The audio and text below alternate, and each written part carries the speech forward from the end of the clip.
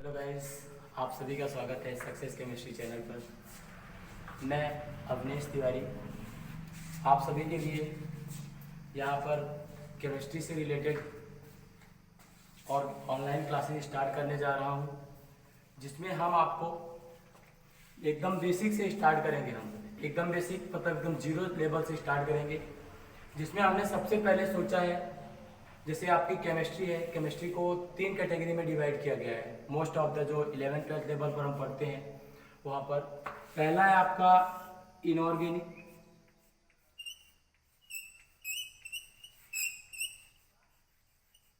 और दूसरा है आपका ऑर्गेनिक, और तीसरा है आपका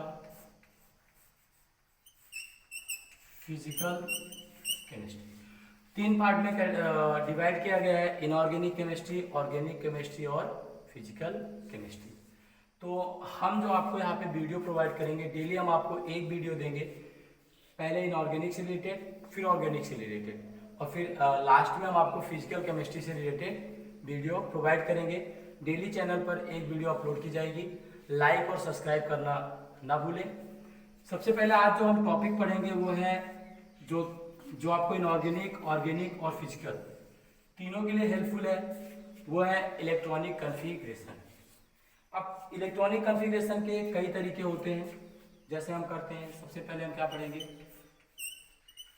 इलेक्ट्रॉनिक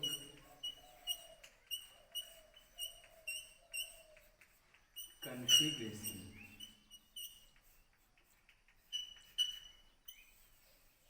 आज ये एकदम से बेसिक है कि इलेक्ट्रॉनिक कन्फिग्रेशन हम ये देखेंगे कि इसमें बहुत सारे वेरिएशंस होते हैं। कुछ लोग एक्सेप्शंस बोल देते हैं, कुछ और सारी बातें। कोई ऐसा नहीं होता, कोई भी एक्सेप्शन नहीं होते हैं, पूरे लॉजिक के साथ होता है। तो इलेक्ट्रॉनिक कन्फिग्रेशन में जैसे हम सबसे पहले स्टार्ट करते हैं तो 2 चीज़ें होती हैं, एक होता है हमारा सेल, दूसरा होता है सबसेल। सेल जो होता है वो जैसे कोई भी न्यूक्लियस है, ये हमारा न्यूक्लियस है, न्यूक्लियस के चारों तरफ जो इलेक्ट्रॉन रिवॉल्व करते हैं, ठीक है। तो सेल और सबसेल 2 कैटेगरी में डिवाइड किया गया है। आप लोग पढ़ चुके हो कि सेल की कैटेगरी में क्या आता है। सेल की कैटेगरी में क्या आता है, के एल एम एन ईटीसी, के एल एम एन ईटीसी, ठीक है। तो इसी के सेल में आप लोगों ने पढ़ा होगा कि के सेल में कितने इलेक्ट्रॉन रह सकते हैं, 2 इलेक्ट्रॉन। एल सेल में कितने इलेक्ट्रॉन रह सकते हैं, 1 इलेक्ट्रॉन। एम सेल में एम सेल में कितने इलेक्ट्रॉन, 18 इलेक्ट्रॉन। और एन सेल में कितने इलेक्ट्रॉन, 32 इलेक्ट्रॉन। तो जो सेल को कैटेगराइज किया गया था के एल एम एन 2 8 18 32।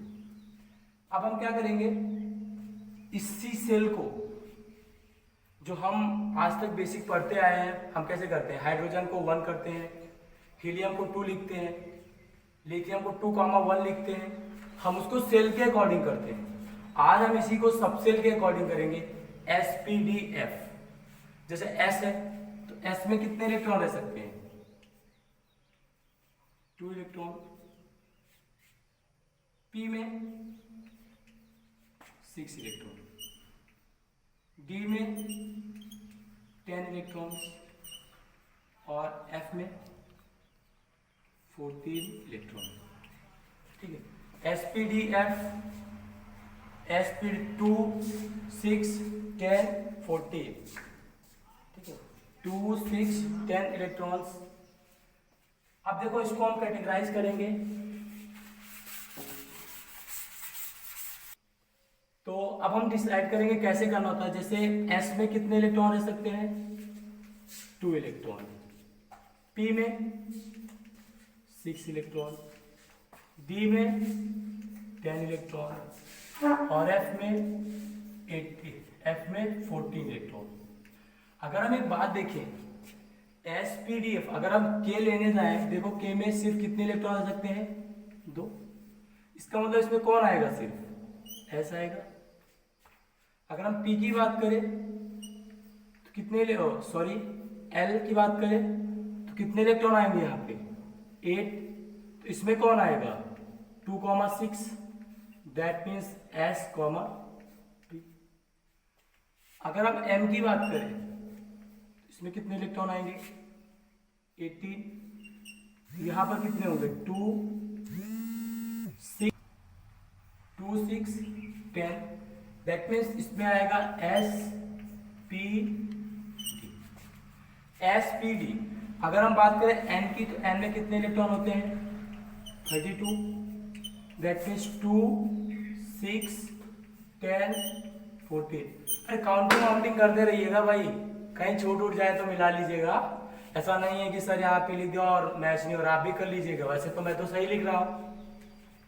क्या होगा एस पी डी। ठीक है, मुस्कुराते रहिए और बने रहिए साथ में लगातार, ऐसे ही आपको अपडेट मिलता रहेगा। और आप डरिएगा नहीं, बिल्कुल डरना नहीं है कि केमिस्ट्री एक्सेप्शन है, कुछ नहीं। जो भी कहता है केमिस्ट्री एक्सेप्शन है, कोई एक्सेप्शन नहीं है। यहाँ पे केमिस्ट्री में कोई एक्सेप्शन नहीं है, सब लॉजिकल है, सब विथ प्रूफ्ड है। बस यही है कि जैसे परिवार में कुछ मेंबर होते हैं, मान लो फैमिली में 100 मेंबर्स हैं या 50 मेंबर्स हैं, जो भी हैं, उसमें से ये जरूरी नहीं कि एक ही बात को सभी माने।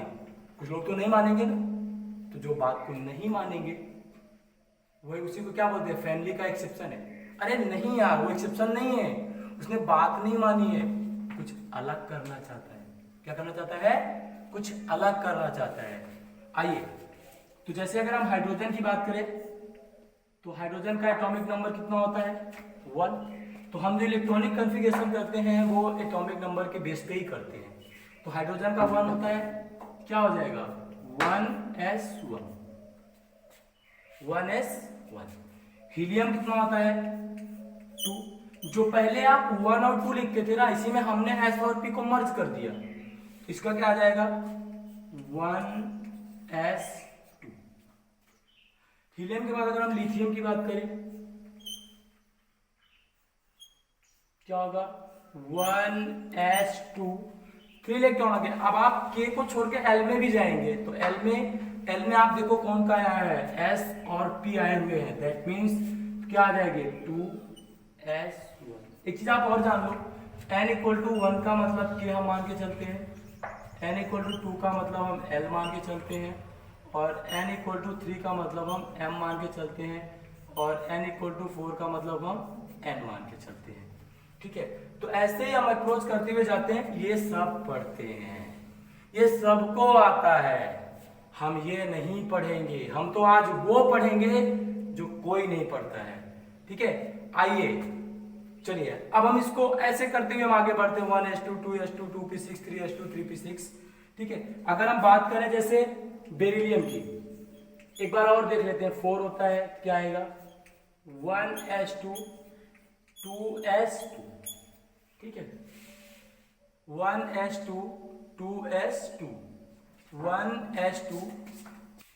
अब आप इलेक्ट्रॉनिक कॉन्फ़िगरेशन को एक चुटकी में सीखेंगे। आइए देखते हैं वो कैसे। सबसे पहले आपको पता है, आप ऐसे लिख लो S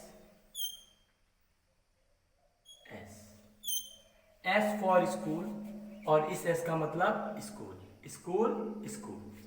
यहां लिखो क्या public school and public school. समझ आ रहा है? अब फिर आपको क्या लिखना है यहाँ पे Delhi public school, Delhi public school. कोई बात नहीं, लिख लिया। आगे आपके लिखोगे फॉलो दिल्ली पब्लिक स्कूल, मतलब FDPS,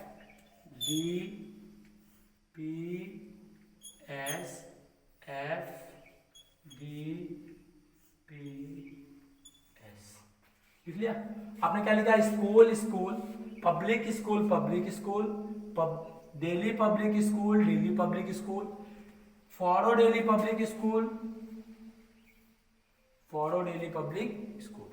देखो सिंपल सी बात है, एस कहां से शुरू होता है 1 से, इसके आगे क्या लिख दो 1, फिर क्या आएगा 2, और आपको पता है P 1 से नहीं आता है, क्योंकि हमने हाइड्रोजन में करके देखा क्या आता है 1s1 आता है। तो यहाँ पे क्या आएगा जरा देखो क्या आएगा 2p,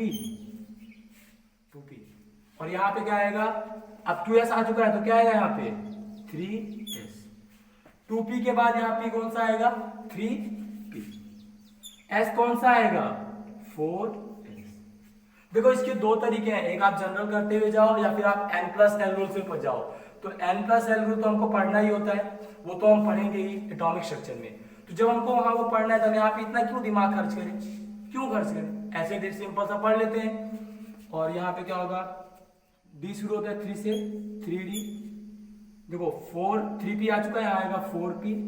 4s आ चुका है, यहाँ आएगा 5ps। d कहाँ 3d आया 4d, 5p 6। f कहाँ से शुरू होता है 4f से, क्या होगा ये 4f। d कौन सा आएगा 5d। p कौन सा आएगा 6p। s कौन सा आएगा 7। f कौन सा आएगा 5। d कौन सा आएगा 6d। और p कौन सा आएगा जरा बताना 7p। और s कौन सा आएगा भाई 8s। यही होता है, बाकी सब आपको पता है। s में 2 इलेक्ट्रॉन, p में 6 इलेक्ट्रॉन, और आपका d में कितने इलेक्ट्रॉन, d में 10 इलेक्ट्रॉन्स एंड f में 14 इलेक्ट्रॉन्स। आगे हम आगे बढ़ते हैं, इसी सीक्वेंस में हम आगे बढ़ते हैं। चलिए आप जैसे रैंडम हमने उठा लिया, हमको क्लोरीन का इलेक्ट्रॉनिक कॉन्फ़िगरेशन करना है, इसी मेथड से करेंगे, कहीं नहीं जाएंगे, इसी से करेंगे। आइए, क्लोरीन का कितना होता है 70। सबसे पहले 1s, कितने इलेक्ट्रॉन 2s 2। फिर आपका कौन सा 2p 6। फिर आपका कौन सा 3s 2। फिर आपका कौन सा 3p 6। याद रखना 3p 6 तो लिख लिया, लेकिन हमारे पास कितना है 17, क्या हो जाएगी 3p 5। देख लो, कहीं कुछ नहीं हुआ, इसी मेथड से हमने अप्लाई किया। लेकिन आपको दो जगह ध्यान रखना होगा, 24 और 29 पर। आगे जो भी आएगा जिसमें थोड़ा ध्यान देना होगा वो हम आपको बताएंगे, लेकिन अभी हम 24 और 29 का देखते हैं। आइए बात करते हैं 24 का। 24 दैट मीन्स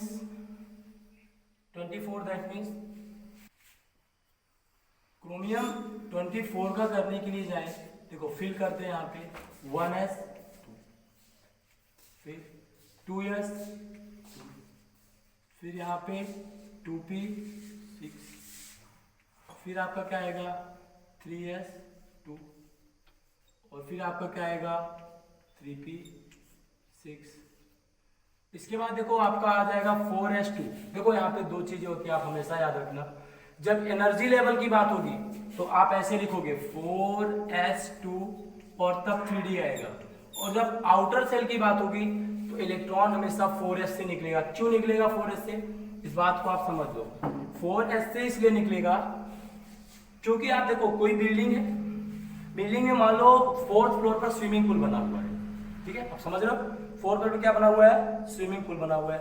अब आप बताओ कि अगर आपको स्विमिंग पूल पर जाना है तो क्या आप 3rd से जाओगे, नहीं जाओगे ना, आप कहाँ जाओगे सीधा 4th पर जाओगे। तो ऐसे ही होता है, अगर आपको आउटर मोस्ट सेल से इलेक्ट्रॉन निकलता है तो इलेक्ट्रॉन निकालते समय हमेशा ध्यान देना कि आप कितना भी, आप चाहे 4s को पहले फिल कीजिए चाहे 3d को पहले फिल कीजिए, लेकिन आपको इलेक्ट्रॉन कहाँ से निकालना होगा हमेशा आउटर मोस्ट सेल से।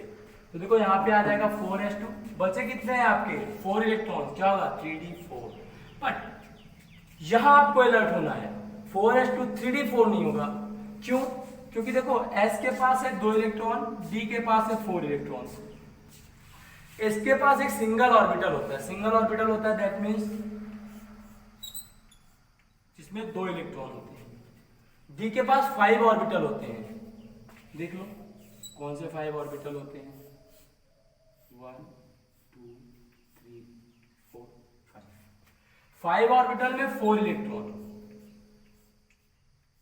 5 ऑर्बिटल में 4 इलेक्ट्रॉन। मजे वाली बात है ना, मतलब एक पूरी तरह भरा हुआ है, एक अगर एक इलेक्ट्रॉन मिल जाए तो हाफ फील्ड हो जाए। आप हमेशा याद रखना केमिस्ट्री में दो सबसे स्टेबल कॉन्फ़िगरेशन मानी जाती है, या तो फुल फील्ड हो या तो हाफ फील्ड हो।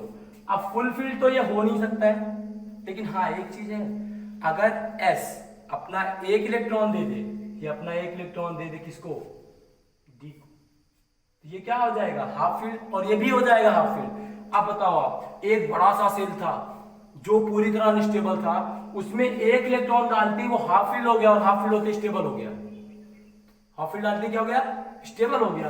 तो इसी चीज को क्या कहते हैं, स्टेबल कॉन्फ़िगरेशन। तो ये क्या हो जाएगा 4s1 3d5। ये तो इसका हो गया। अब हम बात करेंगे किसका, कॉपर का। कॉपर का कितना होता है 29। बीच में आपको किसी का सोचना नहीं है, बिल्कुल नहीं सोचना, 1% नहीं सोचना। आप जैसे ये सीक्वेंस लिखा है वैसे ही आप लिख दो यार, कोई जरूरत नहीं आपको दिमाग लगाने की, क्योंकि मैं यहाँ पे खड़ा हूं, आपको दिमाग लगाने की कोई जरूरत नहीं है।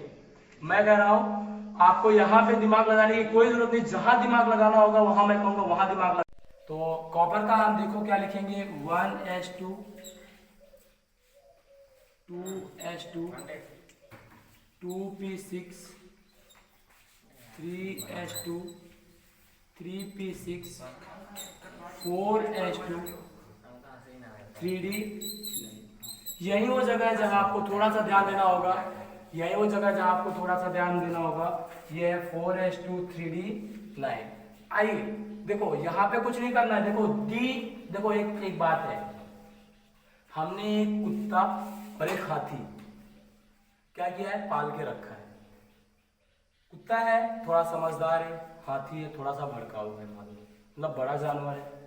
जैसे देखो एस, वैसे हमारा एस क्या है, मान लो इसके पास कितने हैं 2 इलेक्ट्रॉन, और डी के पास कितने हैं 1 2 3 4 5 2 2 4 2 6 2 8 1 9 इलेक्ट्रॉन्स। अब क्या है कि अब हम क्या करेंगे कि अगर डी को 1 इलेक्ट्रॉन दे दें, मतलब बड़ा सा सेल है, मतलब मैंने कुत्ते की एक रोटी उठा के किसको दे दिया, हाथी को। बड़ा सा जानवर क्या होगा, सेटिस्फाइड हो गया, वो हमारे लिए ज्यादा काम कर सकता है, वो ज्यादा स्टेबल रहेगा तो हमारी ज्यादा प्रोटेक्शन कर सकता है। वैसे ही इसमें भी होता है, एस क्या होता है, छोटा सा सेल होता है, हाफ फील्ड रहेगा तो भी स्टेबल है, ये फुल फील्ड होके भी स्टेबल है। लेकिन अगर ये अनस्टेबल है डी, तो कोई एक स्टेबल कॉन्फ़िगरेशन नहीं कही जाती है। इसलिए हम क्या करेंगे, इसका 1 इलेक्ट्रॉन इसको दे देंगे। ये क्या हो जाएगा जरा देखो, ये हो जाएगा 3d10 4s1।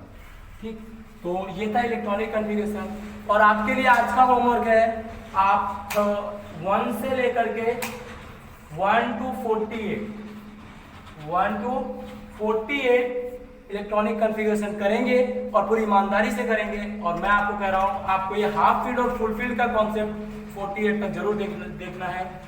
धन्यवाद आप सभी का, मिलते हैं फिर कल नए वीडियो नए सेशन के साथ।